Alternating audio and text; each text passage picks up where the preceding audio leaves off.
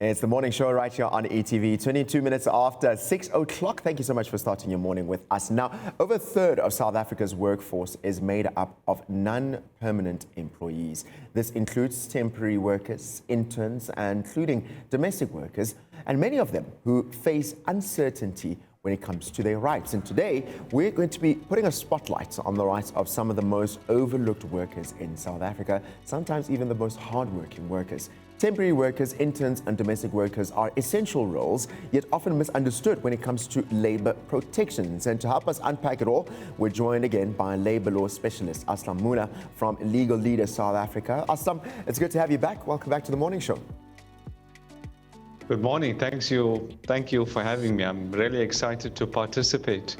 And as we discussed, domestic workers, marginalized, these are the people that deserve the protection in society. So I'm really excited to cover this. Yeah, well, maybe let's start straight from the get-go with asking the question, are they actually protected under South African law? Domestic workers, interns, temporary or part-time workers? Because it could come across as if you're just taking a chance, but there's no protection for you. Are they actually protected? Yes, absolutely. And I think that's the common misconception, that if we have a domestic worker at home, we don't have to worry about UIF and contracts and all those type of things. But the reality is that if you are an employee in South Africa, if you are working for somebody full-time and you work a certain number of hours per week, you are under the protection of the law. And South Africa has one of the most progressive protection for employees in the world. So yes, absolutely. If you work for someone as a domestic worker, or you are fulfilling the duties part of a labor broking contract, you are protected. You need to know what your rights are. Now, Aslam, let's maybe double down into the world of domestic workers. Now, I know a lot of South Africans might be thinking, I've got a domestic worker that I have in the house that comes once, twice, or lives in.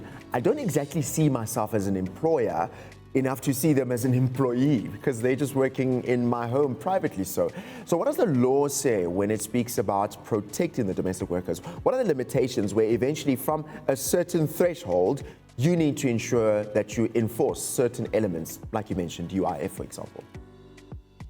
Sure. Well, let's think about this practically.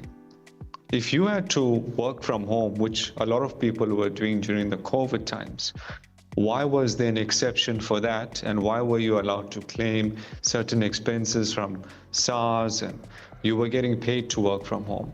So in that scenario, your home, even though it was a place of your residence, was also part of your work functions. In the same way, your domestic worker does not see your home as their home. It is their place of work.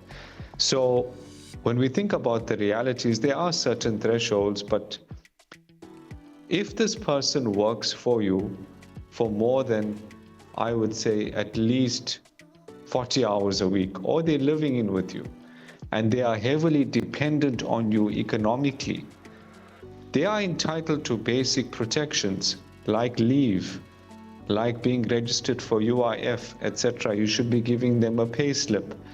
And it doesn't need to be fancy. So I'm not saying every household who has a domestic worker now needs to get a contract and put a copy of the Basic Conditions of Employment Act on one of the walls. It's your home. I understand that. Yeah. What I'm saying is that let us not assume because this is a domestic worker, they are not entitled to go to the CCMA. They don't deserve protection under the law.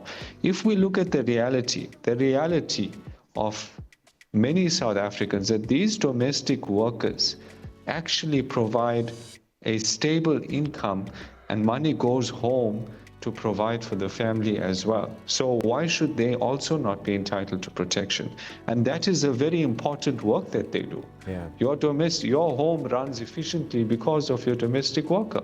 If they go away in December, whatever happens, how do you function? So why don't they deserve protection? Aslam, let's paint a picture of a domestic worker that maybe goes into a family home once a week, twice a week, and she spends the whole day there. Let's maybe work on once a week. She spends the whole day there, so it works out to about, just under 32 hours if we're working on 8-day working days, 4 times 32 hours in a month.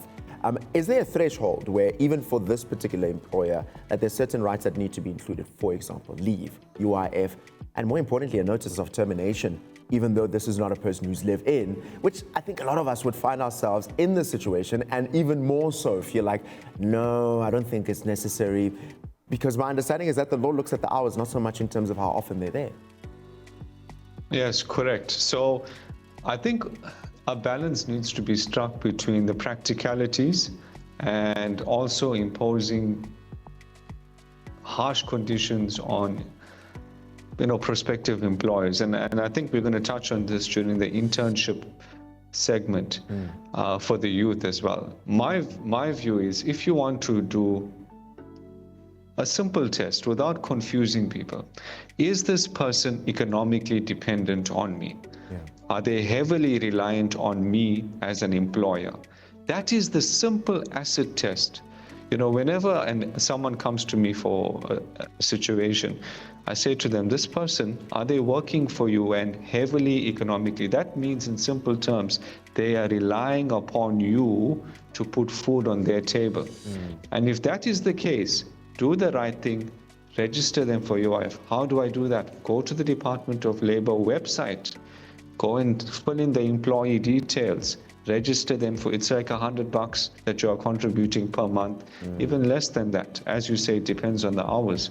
But the point is, the simple asset test, if this person is working for multiple different employers throughout the week, they're not economically dependent on you. Why should you register them as the only employer?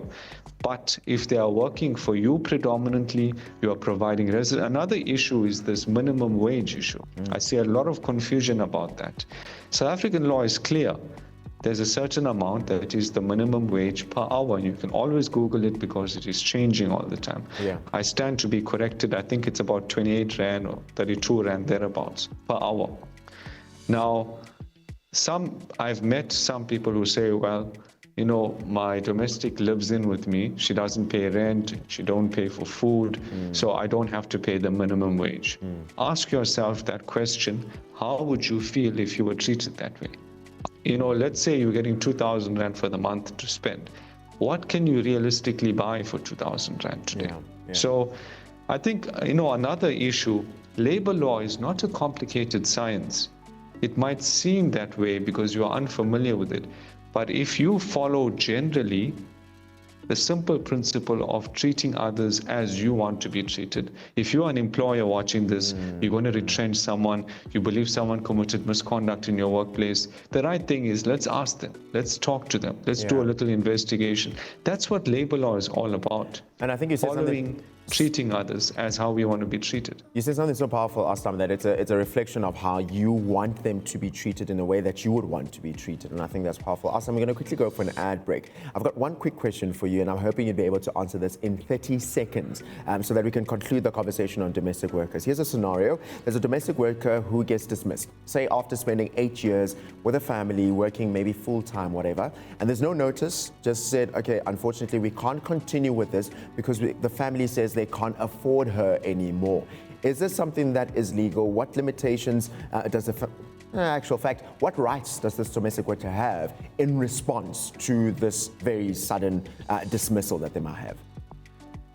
That sounds like an unfair dismissal. The key red flag is unaffordability. Then retrenchment kicks in. She should have been gotten a Section 189 letter, consultation, and even severance pay, 1 week for every completed year. So she worked 8 years, 8 weeks severance pay, notice pay, leave pay. Know your rights as an employer and employee, otherwise you'll end up at CCMA. We're going to continue this conversation because it's already started to heat up quite a bit. A lot of people definitely already realizing that they don't know too much of what has been mentioned so far. When we come back from the ad break, we've got your 6:30 news coming up in a bit. When we come back, we talk about all things internships, talking about young people that are working an absolute insane amount of hours, day by day, week by week, all for the sake of getting work experience, but not being paid, being dismissed unfairly.